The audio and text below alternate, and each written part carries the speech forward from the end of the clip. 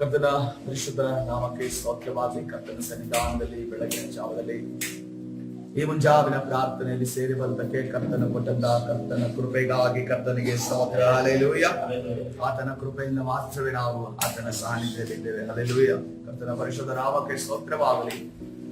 ಸತ್ಯವೇದದ ಒಂದು biblical meaning ಅನ್ನ ನೋಡುವಾಗ ಸಮುದ್ರ ಜನ ಸಮೂಹವನ್ನ ಸಮುದ್ರ ಎಂದು ಹೇಳುತ್ತಾರೆ.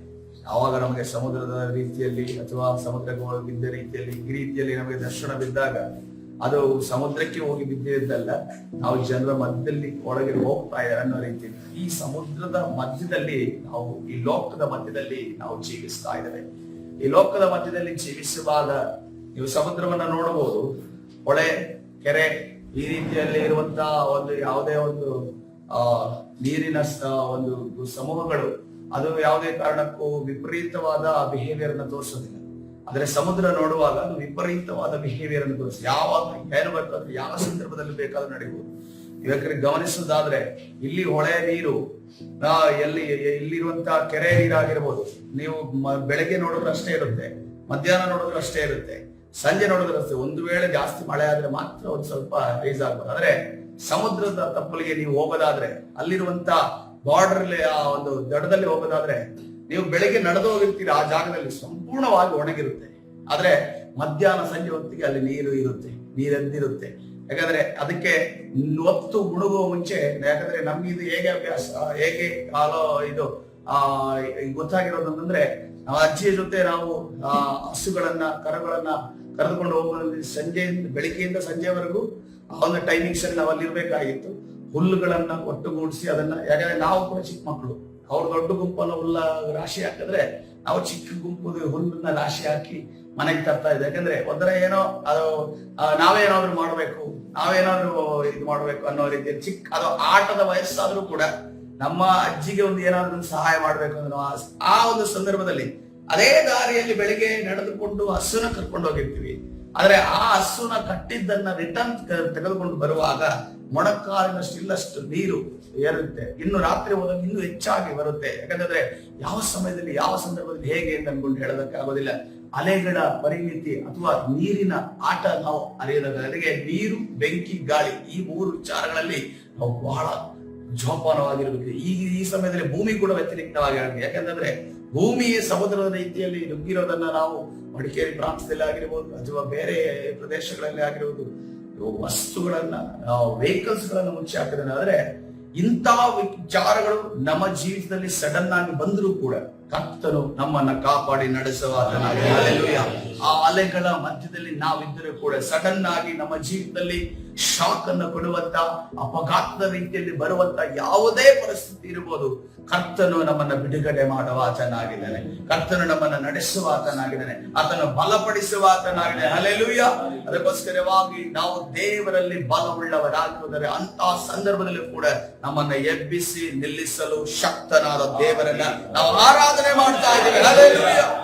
ಕರ್ತನ ಪರಿಶುದ್ಧ ನಾಮಕ್ಕೆ ಸ್ತೋತ್ರವಾಗಲಿ. ಇದನ್ನ ನಾವು ನಮ್ಮ ಹೃದಯದಲ್ಲಿ ಗಟ್ಟಿ ಮಾಡಿಕೊಂಡು ಇವತ್ತಿನ ದಿವಸದ ವಾಕ್ಯವನ್ನ ಧ್ಯಾನ ಮಾಡಿಕೊಳ್ಳೋಣ. ಕೀರ್ತನೆ 90ನೇ ಅಧ್ಯಾಯ 10ನೇ ವಚನಕ್ಕೆ ಹೋಗೋಣ.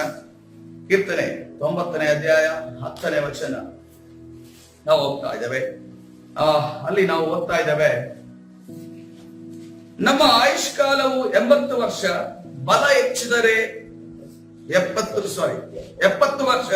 ನಮ್ಮ ಆಯುಷ್ಕಾಲವು 70 ವರ್ಷ, ಬಲ ಹೆಚ್ಚಿದರೆ 80.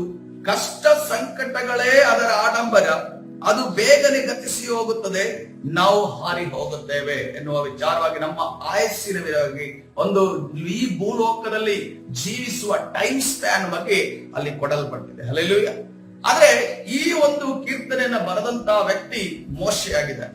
ಮೋಶೆ ಇದನ್ನ ಬರೀತಾನೆ. ಆದ್ರೆ ಮೋಶೆ ಜೀವಿತವನ್ನ ನೋಡುವಾಗ, ಆತನ ಆಯುಷ್ ಕಾಲವನ್ನ ನೋಡುವಾಗ, ಆತನು 80ನೇ ವಯಸ್ಸಿನಲ್ಲಿ ಆತನಿಗೆ ಸೇವೆಗೆ ಕರೆದು 80ನೇ ವಯಸ್ಸಿಗೆ ಸೇವೆ 40 ವಯಸ್ಸಿಗೆ ತನಕ ಆತನ ಐಗುಪ್ತ ದೇಶದಲ್ಲಿದ್ದರು.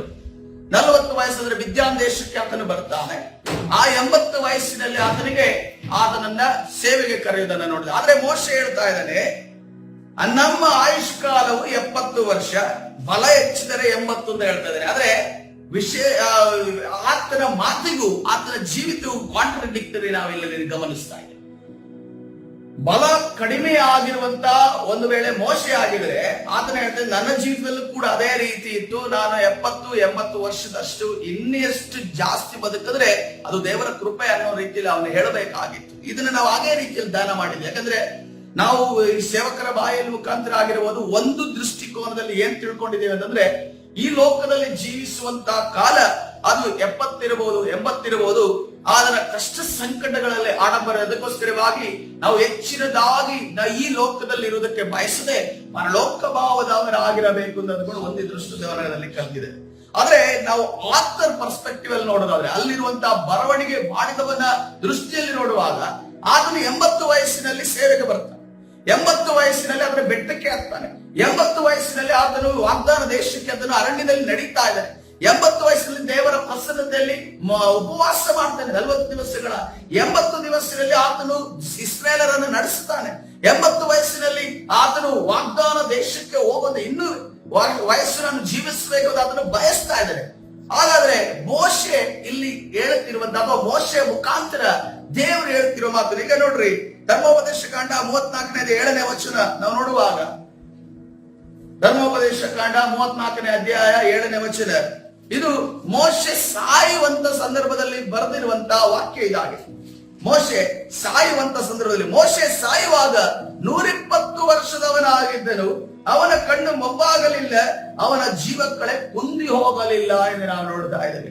120 ವರ್ಷದವನಾದ ಮೋಶೆಯ ಕಣ್ಣು ಆ ಮೊಬ್ಬಾಗಲಿಲ್ಲ. ಯಾಕಂದ್ರೆ ಕಣ್ಣು ಮೊಬ್ಬಾಗಲಿಲ್ಲ, ಜೀವಕಳೆ ಕುಂದಿ ಹೋಗಲಿಲ್ಲ ಅಂತ ನೋಡಿ. ಯಾಕೆ ಹೇಳ್ತಾರೆ? ಒಬ್ಬ ಮುದುಕನ ಆಗಿದ್ರೆ, ಒಬ್ಬ ತನ್ನ ಒಂದು ಶರೀರದಲ್ಲಿ ಫುಲ್ ಶಕ್ತಿ, ಸಂಪೂರ್ಣವಾಗಿ ಶಕ್ತಿಹೀನನಾಗಿದ್ರೆ. ಯಾಕಂದ್ರೆ ನಾವು ಏಲಿಯ ವಿಚಾರವಾಗಿ ನೋಡ್ತೇವೆ, ಏಲಿಗೆ ಕಣ್ಣು ಕಾಣಿಸ್ತಾ ಇಲ್ಲ ಅಂತ ನಾವು ನೋಡ್ತಾ ಇದ್ದೇವೆ. ಅದೇ ರೀತಿಯಲ್ಲಿ ನಾವು ಯಾಕೋಬನನ್ನ, ಏಸಾವನನ್ನ ಆಶೀರ್ವಾದ ಮಾಡುವಾಗ ಈಸಾಕನ ಕಣ್ಣು ಕಾಣ್ತಾ ಇಲ್ಲ. ಅದಕ್ಕೋಸ್ಕರವಾಗಿಯೇ ಯಾಕೋಬನು ನಾನು ಏಸಾವನನ್ನು ಹೇಳಿ ಮೋಸ ಮಾಡಿ ಆಶೀರ್ವಾದವನ್ನು ಹೊಂದಿಕೊಂಡು, ತಂದೆಯಿಂದ ಆಶೀರ್ವಾದವನ್ನು ಹೊಂದಿಕೊಂಡು ಗಮನಿಸಿ. ಆದ್ರೆ ಮೋಶೆ ವಿಚಾರವಾಗಿ ನೋಡುವಾಗ, ಈ ಕೀರ್ತನೆ 90ನೇ ಅಧ್ಯಾಯ 10ನೇ ವಚನವನ್ನ ಬರೆದಿರುವಂತ ಮೋಶೆ ಸಾಯುವಾಗ ಆದ್ರೆ 120 ವರ್ಷ ಆಗಿತ್ತು, ಅವನ ಕಣ್ಣು ಮೊಬ್ಬಾಗಲಿಲ್ಲ, ಜೀವಕಳೆ ಕುಂದಿ ಹೋಗಲಿಲ್ಲ ಎಂದು ನಾವು ಗಮನಿಸ್ತೇವೆ.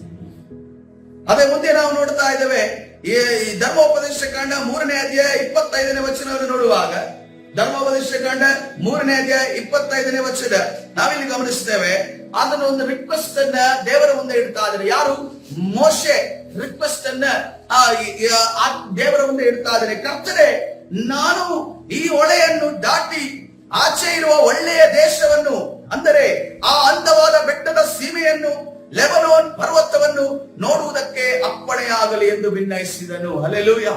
ಇದು 120ರ ಆಸುಪಾಸಿನಲ್ಲಿ ಮೋಶೆ ಯಾರ ಮುಂದೆ ಈ ವಿನಂತಿಯನ್ನು ಇಡ್ತಾ ಇದ್ದಾರೆ?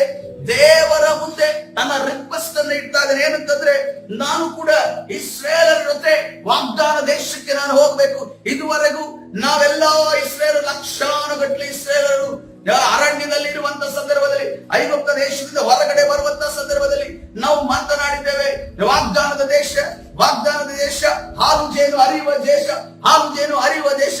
ಆ ಹೇಳಿ ಹೇಳಿ ಹೇಳಿ ನಮ್ಮ ಮನಸ್ಸಿನಲ್ಲಿ ಹೇಗೆ ಕೂದಿದೆ, ಅದು ಹೆಂಗಿದೆಯಪ್ಪೋ ಏನೋ ಅನ್ನುವ ರೀತಿಯಲ್ಲಿ ನಮಗೆ ಮನಸ್ಸಿದೆ.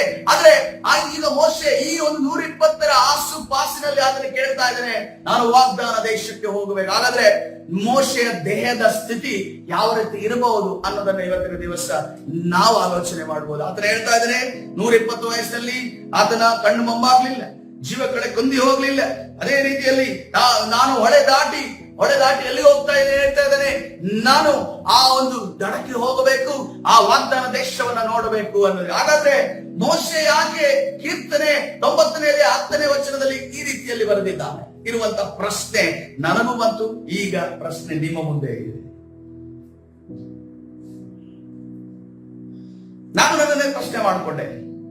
120 ವರ್ಷದ ಸಮಯದಲ್ಲಿ ಆತನು ಮುದುಕನ ಆಗದೆ ಜೀವಕಳೆ ಹೊಂದಿದವನಾಗಿ, ಕಣ್ಣು ಮೊಬ್ಬಾಗದೆ, ಅದನ್ನ ಶಾರ್ಪ್ ಐಸ್ ಇದೆ ಅಂತ ಇತ್ತು ಅಂದ್ಕೊಂಡಿದ್ರೆ, ಆದ್ರೆ ಅದೇ ರೀತಿಯಲ್ಲಿ ಬಾಡಿಯಲ್ಲಿ ಶಕ್ತಿ ಇತ್ತು ಅಂತ ಅನ್ಕೊಂಡು ಹೇಳಿದ್ರೆ, ಆದ್ರೆ ಮೋಶೆ ಯಾಕೆ ಇದನ್ನ, ಈ ವಾಕ್ಯವನ್ನ ನಮಗೆ ಬರೀತಾ ಇದ್ದಾನೆ ಅನ್ನೋದನ್ನ ಇವತ್ತಿನ ದಿವಸ ನಾವು ನಮ್ಮಲ್ಲಿ ಪ್ರಶ್ನೆ ಮಾಡಿಕೊಳ್ಳೋಣ. ಯಾಕಂತಂದ್ರೆ 2ನೇ ಸಮುವೇಲ 19ನೇ ಅಧ್ಯಾಯ 34ನೇ ವಚನವನ್ನು ನೋಡುವಾಗ, ಅಲ್ಲಿ ದಾವೀದನ ಒಬ್ಬ ಹೊಸ ಫ್ರೆಂಡ್ ಅನ್ನ ನಾವು ಗಮನಿಸ್ತೇವೆ.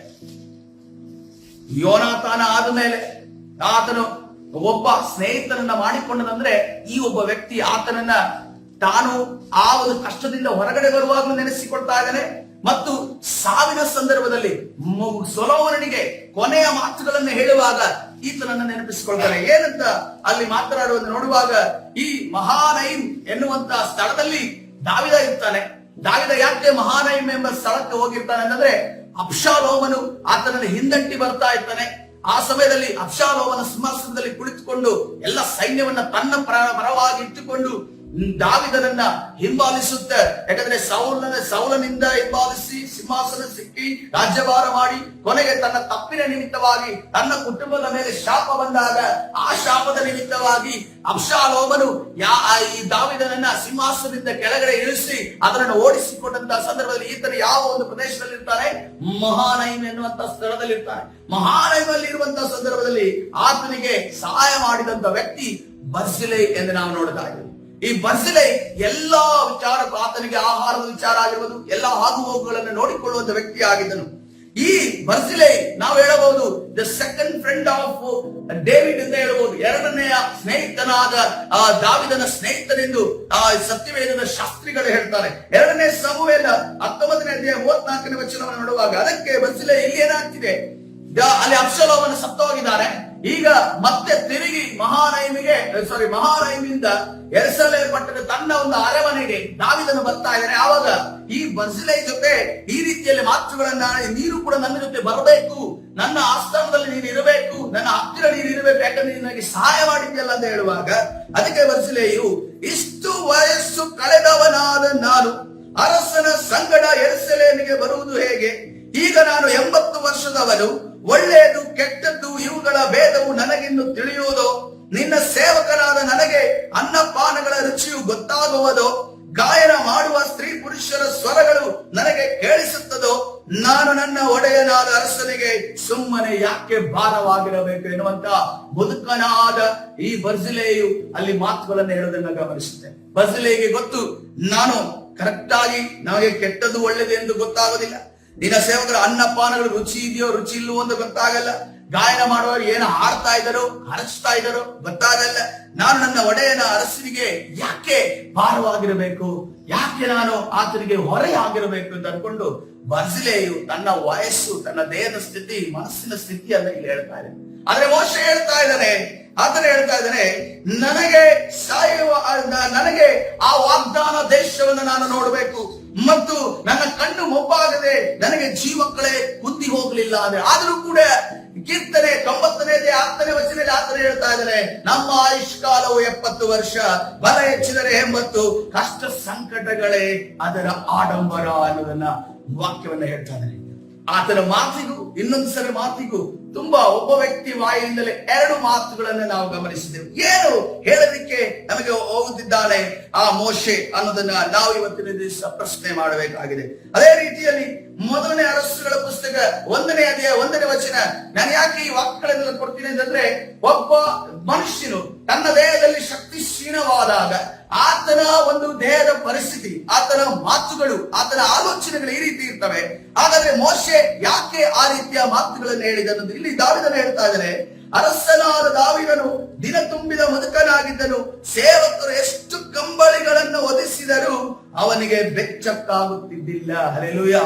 ಯಾವ ಪರಿಸ್ಥಿತಿ ಅಂದ್ರೆ ಎದ್ದು ನಿಲ್ಲೋದು ಪ್ರಶ್ನೆ ಅಲ್ಲ, ಒಂದು ಸಮಾಧಾನಕ್ಕೆ ಮಲಗೋಣ ಅನ್ನೋ ರೀತಿಯಲ್ಲಿ ಇದ್ರೂ ಕೂಡ ಮಲಗುವಂತ ಪರಿಸ್ಥಿತಿ ಆ ಸಂದರ್ಭದಲ್ಲಿ ದಾವಿದನು ಇಲ್ಲ ಎಂದು ನಾವು ನೋಡ್ತಾ ಇದ್ದೇವೆ. ಅಂದ್ರೆ ಒಂದು ವೃದ್ಧಾಪ್ಯದ ಸಮಯದಲ್ಲಿ ಆ ರೀತಿಯ ಕಷ್ಟಗಳನ್ನ ಹಾದು ಹೋಗಬೇಕಾದಂತ ಮೋಶೆ, ಆತನ ಕಣ್ಣು ಮೊಬ್ಬಾಗಲಿಲ್ಲ, ಆತನ ದೇಹದಲ್ಲಿ ಕ್ಷೀಣತೆ ಉಂಟಾಗಲಿಲ್ಲ.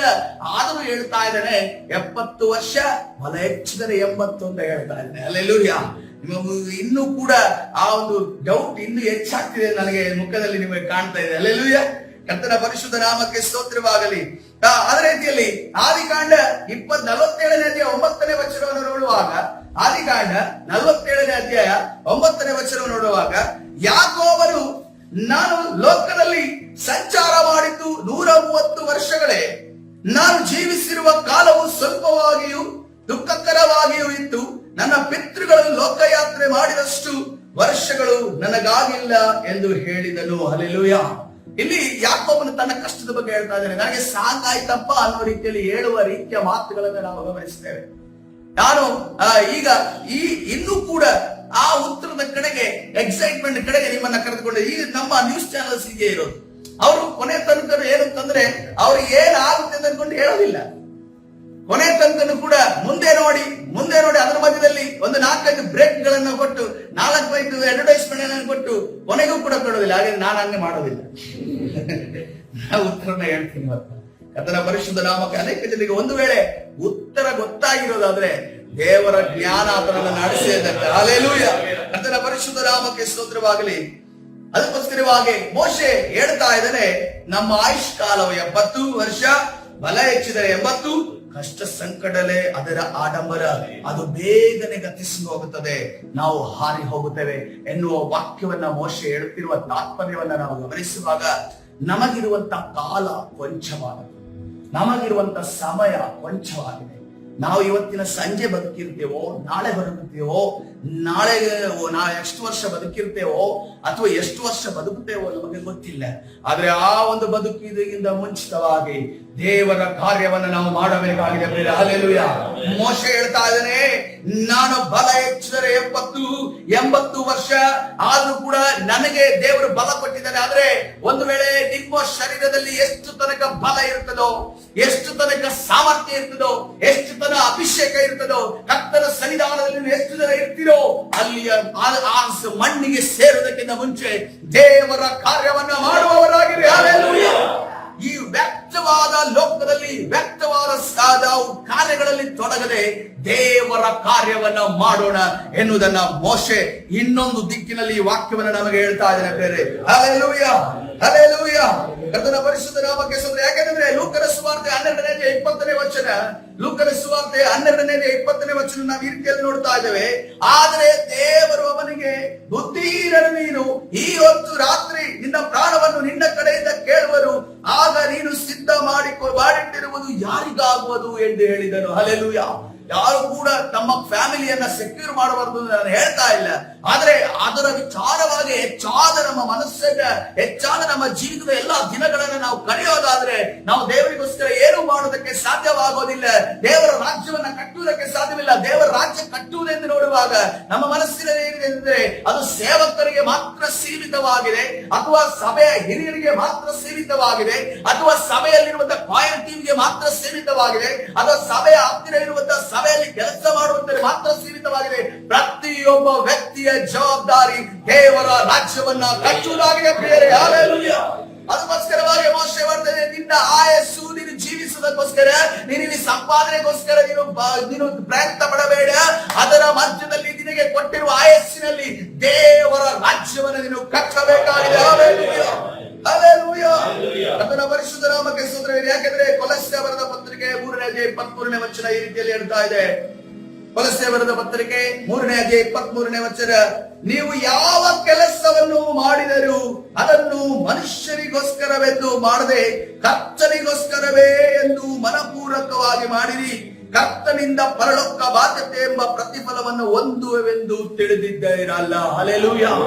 ಕರ್ತನ ಪರಿಶುದ್ಧ ನಾಮಕ್ಕೆ ಸ್ತೋತ್ರವಾಗಲಿ.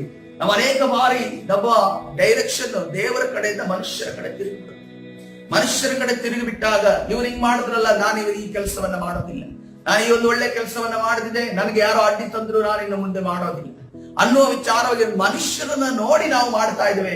ಆದ್ರೆ ಮನುಷ್ಯರನ್ನ ನೋಡಿ ಮಾಡಬೇಡ್ರಿ ಅಂತ ಅನ್ಕೊಂಡು ದೇವರ ವಾಕ್ಯ ಹೇಳ್ತಾ ಇದೆ. ನಿನ್ನನ್ನ ಕರೆದಾತನು, ನಿನ್ನನ್ನ ನಿರ್ಮಾಣಿಸಿದಾತನು, ನಿನ್ನ ಕುಟುಂಬವನ್ನ ನಿಲ್ಲಿಸಿದಾತನು, ನಿನ್ನ ಕುಟುಂಬದ ಕೊರತೆಯನ್ನು ನೀಗಿಸಿದಾತನು, ನಿನ್ನ ಕಷ್ಟದಲ್ಲಿರುವಾಗ ನಿನ್ನ ಪ್ರಾರ್ಥನೆಗೆ ಉತ್ತರ ಕೊಟ್ಟಾದನು, ನಿನ್ನ ಪ್ರಾರ್ಥನೆ ಮಾಡಿಸಿಕೊಂಡಾಗ ನಿನಗೆ ಉತ್ತರ ಕೊಟ್ಟಾದನು. ಮನುಷ್ಯನಲ್ಲ, ಭೂಮಿ ಆಕಾಶವನ್ನ, ಸಮುದ್ರವನ್ನ, ಒಳನೆಲವನ್ನ ಉಂಟು ಮಾಡಿದಂತ ಸರ್ವಶಕ್ತನಾದ ರಾಜಾದಿ ರಾಜನಾದ ಕರ್ತಾದಿ ಕರ್ತನಾದ ದೇವಾದಿ ದೇವನಾದ ನಿನ್ನ ದೇವರಾದ ಯೇಸುವಾಗಿದ್ದಾರೆ. ಕರ್ತನ ಪರಿಶುದ್ಧ ನಾಮವನ್ನು ನಮಗೆ ಮನುಷ್ಯ ಕರೆದಿಲ್ಲ ಬೇರೆ, ಮನುಷ್ಯ ನಿನ್ನ ಬಾಗಿಲನ್ನ ಒಡೆದಿಲ್ಲ, ದೇವರು ತಾನೇ ನಿನ್ನನ್ನ ಕರೆದಿದ್ದಾನೆ. ಹಲ್ಲೆಲೂಯ. ಇವತ್ತಿನ ದಿವಸ ನಾವು ಮನುಷ್ಯ ಕರೆದವರ ರೀತಿಯಲ್ಲಿ ಜೀವಿಸುವುದು ಬೇಡ, ದೇವರು ನಮ್ಮನ್ನ ಕರೆದ ರೀತಿಯಲ್ಲಿ ಜೀವಿಸುವವರಾಗೋಣ. ಹಲ್ಲೆಲೂಯಾ. ನಮ್ಮ ಆಯಸ್ಸಿನ ಎಷ್ಟೋ ದಿನಗಳು ಕಳೆದ ಹೋಗಿ ನನಗೆ ಆಕ್ಚುಲಿ ಇನ್ನೂ ಈಗ ಕೂಡ ನನಗೆ ಇಷ್ಟೊಂದು ವಯಸ್ಸಾಯ್ತಾ ಅನ್ನೋ ರೀತಿಯಲ್ಲಿ ಅನಿಸುತ್ತೆ. ಈಗಲೂ ಕೂಡ ಅದೇ ಮೈಂಡ್ ಇದೆ, ಒಂದು 20-22 ವಯಸ್ಸಿನ ಒಂದು ಮೈಂಡ್ ಇದೆ. ಆದ್ರೂ ಕೂಡ ಇಷ್ಟು ವಯಸ್ಸಾಯ್ತಾ, ಕೆಲವರಲ್ಲಿ ವಯಸ್ಸಿನ ಬಗ್ಗೆ ಡಿಸ್ಕಸ್ ಆಗುವಾಗ ಇಷ್ಟೊಂದು ವಯಸ್ಸಾಯ್ತಾ ಅಂತ ಅನ್ಕೊಂಡು ಅನ್ಸ್ಬಿಡುತ್ತೆ. ಯಾಕಂದ್ರೆ ಈಗಲೂ ಕೂಡ ಆ ಒಂದು ರೀತಿಯ ಒಂದು ಮನಸ್ಸಿಂದ ಹೊರಗಡೆ ಇನ್ನು ಬಂದಿಲ್ಲ. ಯಾಕಂದ್ರೆ ನಮ್ಮ ತಂದೆಗೆ ಇಷ್ಟೊಂದು ವಯಸ್ಸಾಯ್ತಲ್ಲ ಅದನ್ನು ನೋಡುವಂತ ಒಂದು ದಿನ ಇತ್ತು. ಈಗ ಏನಂತಂದ್ರೆ ನಮ್ಗೆ ವಯಸ್ಸಾಗಿದೆ ಅನ್ನೋ ರೀತಿಯಲ್ಲಿ ನೋಡುವಂತ ಪರಿಸ್ಥಿತಿ ಬಂದಿದೆ. ಅದಕ್ಕೋಸ್ಕರವಾಗಿ ಕರ್ತನು ವಯಸ್ಸನ್ನ ಹೇಳ್ತಾ ಇಲ್ಲ, ದೇವರು ನಿನಗೆ ಶಕ್ತಿ, ದೇಹದಲ್ಲಿ ಶಕ್ತಿ ಕೊಡುವವರೆಗೂ ದೇವರ ರಾಜ್ಯಕ್ಕೆ ನೀನು ದುಡಿಯುವವನಾಗ. ಹಲ್ಲೆಲೂಯಾ. ದೇವರ ರಾಜ್ಯಕ್ಕೆ ಕಾರ್ಯ ಮಾಡುವವನಾಗು. ನಿನ್ನಿಂದ ಆಗುವಷ್ಟು ನಿನಗಿರುವಂತ ಸಮಯದಲ್ಲಿ, ನಿನಗಿರುವಂತ ಕಾಲದಲ್ಲಿ ನೀನು ಕಾರ್ಯವನ್ನ ದೇವರಿಗೋಸ್ಕರ ನೀನು ಮಾಡುವವನಾಗಿರಬೇಕು. ಎಫೆಸ ಬರೆದ ಪತ್ರಿಕೆ 2ನೇ ಅಧ್ಯಾಯ 10ನೇ ವಚನವನ್ನ ನೋಡುವಾಗ, ಎಫೆಸ ಬರೆದ ಪತ್ರಿಕೆ 2ನೇ ಅಧ್ಯಾಯ 10ನೇ ವಚನ, ನಾವು ಆತನ ನಿರ್ಮಾಣ ಸತ್ಕಾರ್ಯಗಳನ್ನು ಮಾಡುವುದಕ್ಕಾಗಿಯೇ ಕ್ರಿಸ್ತ ಯೇಸುವಿನಲ್ಲಿ ಸೃಷ್ಟಿಸಲ್ಪಟ್ಟೆವು. ನಾವು ಸತ್ಕಾರ್ಯಗಳನ್ನು ನಡೆಸುವವರಾಗಿ ಬದುಕಬೇಕೆಂದು ದೇವರು ನಮ್ಮನ್ನು ಮೊದಲೇ ನೇಮಿಸಿದನು. ಹಲ್ಲೆಲೂಯಾ. ನಾವು ಸತ್ಕಾರ್ಯ ಮಾಡೋದಕ್ಕೆ ನಾವು ಸೃಷ್ಟಿಸಲ್ಪಟ್ಟಿದ್ದೀವಂತೆ, ಮತ್ತು ಕ್ರಿಸ್ತ ಯೇಸುವಿನಲ್ಲಿ ಸೃಷ್ಟಿಸಲ್ಪಟ್ಟಿದ್ದೇವೆ. ಸತ್ಕಾರ್ಯಗಳನ್ನು ನಡೆಸುವವರಾಗಿ ಬದುಕಬೇಕೆಂದು ದೇವರು ನಮ್ಮನ್ನು ಮೊದಲೇ ನೇಮಿಸಿದನು. ಹಲ್ಲೆಲೂಯಾ. ಪರಿಶುದ್ಧ ನಾಮಕ್ಕೆ ಸ್ತೋತ್ರ. ನಾವು ಮನುಷ್ಯರಿಗೋಸ್ಕರ ಕೆಲಸ ಮಾಡಲಿದ್ದೇವೆ, ನಾವು ದೇವರಿಗೋಸ್ಕರ ಕಾರ್ಯ ಮಾಡುವವರು. ನಮ್ಮ ಆಯಸ್ಸು ಎಷ್ಟಿರುತ್ತೋ ಅದರಲ್ಲಿ ದೊಡ್ಡ ಕಾರ್ಯಗಳನ್ನ ದೇವರಿಗೋಸ್ಕರ ಮಾಡೋದಕ್ಕೋಸ್ಕರ ನಮ್ಮ ಸಮಯವನ್ನ ನಾವು ಆ ಸಮಯದಲ್ಲಿ ನಮ್ಮ ಒಂದು ವ್ಯಯ ಮಾಡೋಣ. ಅದೇ ರೀತಿಯಲ್ಲಿ ಯಾವುದೇ ರೀತಿ ನಾನು ಟೀಮ್ ಅಲ್ಲಿ ನಾವು ಯೂತ್ ಮೀಟಿಂಗ್ ಮಾಡುವಾಗ ನಾನು ಹೇಳ್ತೇನೆ, ನನಗೋಸ್ಕರ ನೀವು ಯಾವುದೇ ಕಾರಣಕ್ಕೂ ಮಾಡಬೇಡಿ. ನಾನಿಲ್ಲಿ ಯಾವ ಅಧಿಕಾರಿಯೂ ಅಲ್ಲ, ಯಾವ ಒಂದು ಇದನ್ನೆಲ್ಲ. ನಾನು ನಿಮ್ಮ ವಿಚಾರಗಳನ್ನು ನಿಮಗೆ ತಿಳಿಸುವುದಕ್ಕೆ ದೇವರು ಏನ್ ಹೇಳ್ತಾನೋ ಅದನ್ನು ತಿಳಿಸುವಂತ ಮಾತ್ರ ಜವಾಬ್ದಾರಿ ನನಗಿರೋದು. ಇದಕ್ಕಿಂತ ಮೇಲೆ ಇರುವಂತವರು ಆತನ ನೋಡಿಕೊಳ್ಳುವುದಕ್ಕೆ ನನಗಿಟ್ಟಿದ್ದಾನೆ ಅಷ್ಟೇ. ದೇವರು ಎಲ್ಲದಕ್ಕೂ ಲೆಕ್ಕ ಕೇಳುವ ಆತನಾಗಿ, ದೇವರು ಎಲ್ಲದಕ್ಕೂ ಆತನ ಆನ್ಸರ್ ಕೊಡುವ ಆತನೇ, ದೇವರು ಎಲ್ಲದಕ್ಕೂ ನಿಮ್ಮ ಜೊತೆ ಮಾತನಾಡುವುದು. ಅದಕ್ಕೋಸ್ಕರವಾಗಿ ನನ್ನ ನಿಮಿತ್ತವಾಗಿ ನೀವು ಯಾವುದೇ ರೀತಿಯಲ್ಲಿ ಇದು ಮಾಡಬೇಡಿ, ದೇವರನ್ನು ನೋಡುತ್ತಾ ಕಾರ್ಯಗಳನ್ನು ಮಾಡಿ, ದೇವರು ನಿಮಗೆ ಪ್ರತಿಫಲವನ್ನ ಕೊಡುವ ಆತನಾಗಿದ್ದಾನೆ. ಹಲ್ಲೆಲೂಯಾ. ಹಲ್ಲೆಲೂಯಾ. ಅದಕ್ಕೋಸ್ಕರವಾಗಿ ನಮಗೆ ಆಯಸ್ಸು 70 ವರ್ಷನೇ ಇರಬಹುದು, ಬಲ ಹೆಚ್ಚರಿ 80 ಇರಬಹುದು. ದೇವರ ಕೃಪೆ ಆದ್ರೆ ಅದಕ್ಕಿಂತ ಹೆಚ್ಚಾಗಿ ಬದುಕಬಹುದು. ಆದ್ರೂ ಕೂಡ ಆ ಸಮಯದಲ್ಲಿ ಕರ್ತನ ಸೇವೆಯನ್ನು, ಯಾಕಂದ್ರೆ ಮೋಶೆ ಹೇಳ್ತಾ ಇದ್ದಾರೆ, ಈಗಲೂ ಕೂಡ ನನಗೆ ಆ ದೇಶವನ್ನು ನೋಡುವಾಗ ಆ ದೇಶಕ್ಕೆ ಹೋಗ್ಬೇಕು ಅಂತ ಆಸೆ ಇದೆ. ನನ್ನ ಕಣ್ಣು ಮೊಬ್ಬಾಗ್ಲಿಲ್ಲ, ನನ್ ಕಾಣ್ತಾ ಇದೆ ಇಲ್ಲಿಂದ ಅಲ್ಲಿಗೆ. ಅದೇ ರೀತಿಯಲ್ಲಿ ನನ್ನ ದೇಹದಲ್ಲಿ ಹೊಳೆ ದಾಟಿ ಹೋಗ್ತೀನಿ ಅಂತ ಹೇಳ್ತಾ ಇದ್ದಾರೆ. ಆ ಒಂದು ಕ್ಷಣದಲ್ಲಿ, ಆ ಒಂದು 120 ವರ್ಷ ಆಗುವಾಗ ಅವನು ಹೇಳ್ತಾ ಇದ್ದಾರೆ, ಒಂದು ವೇಳೆ ಹೆಂಗೆ ಅಂತಂದ್ರೆ ನಾನು ಹೇಮಾವತಿ ಹೊಳೆ ದಾಟು ಹೋಗ್ತೀನಿ ಅಂತ ಅನ್ಕೊಂಡು ಹೇಳಿದ ರೀತಿಯಲ್ಲಿ ಅದನ್ನ ಹೇಳ್ತಾ ಇದ್ದಾನೆ. ನಾನು ಹೊಳೆ ದಾಟಿ, ಅನ್ಸುತ್ತೆ ಅವರು ಹೊಳೆ ದಾಟಿ ನನ್ನೋಡಿ ಯೋರ್ದಾನ್ ಹೊಳೆಯ ಬಗ್ಗೆ ಅವನು ಮಾತಾಡ್ತಿದ್ದಾರೆ. ಯಾಕಂದ್ರೆ ಅವ್ರು ಮುಂದೆ ಅಲ್ಲಿ ಆ ಸ್ಥಳಕ್ಕೆ ಬಂದಿರ್ತಾರೆ. ಯೋರ್ದಾನ್ ಹೊಳೆ ದಾಟುದಂದ್ರೆ ಅಷ್ಟು ಸುಲಭದ ಮಾತಲ್ಲ, ತುಂಬಿ ಹರಿಯುವಂತ ನದಿ ಆಗಿತ್ತು. ಯಾರೇ ತಾತ ಆಗಿದ್ರು, ಯಾರೇ ಮುದುಕ ಆಗಿದ್ರು, ಯಾರ ಅಜ್ಜಿ ಆಗಿದ್ರು, ಈ ಹೊಳೆ ನನ್ ತೋಟಕ್ಕಾಗುತ್ತಾ, ನಾನು ಇಲ್ಲೇ ಕೊಟ್ಕೋತೀನಿ, ನೀವು ಹೋಗ್ರಪ್ಪ ಅಂತ ಅನ್ಕೊಂಡು ಹೇಳ್ತಾರೆ. ಬರ್ಜಿಲೆ ಅದನ್ನೇ ಹೇಳ್ದ. ಅಲ್ಲಿ ಕೂಡ ಒಂದು ಹೊಳೆ ಬರುತ್ತೆ, ಅಲ್ಲಿ ಒಂದು ನಾನು ಸ್ವಲ್ಪ ದಾಟಿ ಮುಂದೆ ನಿಮ್ಮನ್ನ ಕಳಿಸೋವರೆಗೆ ಬರ್ತೀನಿ ಅಂತ ಅನ್ಕೊಂಡು ಹೇಳ್ತಾರೆ. ಆದ್ರೆ ಕರ್ತನು ಆತನಿಗೊಂದು ಬಲ, ಆತನಿಗೊಂದು ನಿರೀಕ್ಷೆ. ಯಾಕಂದ್ರೆ ಈ ರೀತಿಯ ಒಂದು ಏನಾದ್ರೂ ಮಾಡ್ಬೇಕನ್ನೋ ಆಸೆ ಅವ್ರ ದೇವರ ವಿಚಾರದಲ್ಲಿ ಇಲ್ಲ ಅಂತಂದ್ರು, ಜೀವಿಸ್ಬೇಕನ್ನೋ ಆಸೆ ಯಾರು ಅಂಕಲ್ದು ತಾಯಿ ಇದಾರಲ್ಲ ಅವರಲ್ಲಿ ಇತ್ತು. ಅದು ನಾವು ಎನ್ಕರೇಜ್ಮೆಂಟ್ ತಗೊಳ್ಳೇಬೇಕು. ಅವ್ರು 90 ವಯಸ್ಸಿನಲ್ಲಿ ಈಗಲೂ ಕೂಡ ಪ್ರಾಕ್ಟೀಸ್ ಮಾಡ್ತೀನಿ ಅಂತ ಅನ್ಕೊಂಡು ಹೇಳ್ತಾರೆ. ಸೊ ಹಾಗಾದ್ರೆ ಆ ಒಂದು ಒಳಗಡೆ ಜೀವದಲ್ಲಿ ಒಂದು ಇನ್ನೂ ಕೂಡ ನಿರೀಕ್ಷೆ, ಇನ್ನೂ ಕೂಡ, ಯಾಕಂದ್ರೆ ನಾವು ಈಗಲೇ ಕೂಡ ನಾವು ಸೋತು ಹೋಗಿದ್ದೀವಿ, ಈಗಲೇ ನಮ್ಗೆ ಸಾಕು ಅಂತ ಅನ್ಕೊಂಡು ಹೇಳ್ತಾ ಇದ್ವಿ. ಎಷ್ಟೋ ಸರಿ ಪರಿಸ್ಥಿತಿಗಳು ಎಂದಾಗಿದೆ, ಸೇವೆಯಲ್ಲಿ ಬರುವಂತ ಇಕ್ಕಟ್ಟು ಮತ್ತು ಶೋಧನೆಗಳು, ಕಷ್ಟಗಳು ಬರುವಂತ ಸಂದರ್ಭದಲ್ಲಿ ನಾವೇನಂದ್ರೆ ಸಾಕಪ್ಪ ಸಾಕು.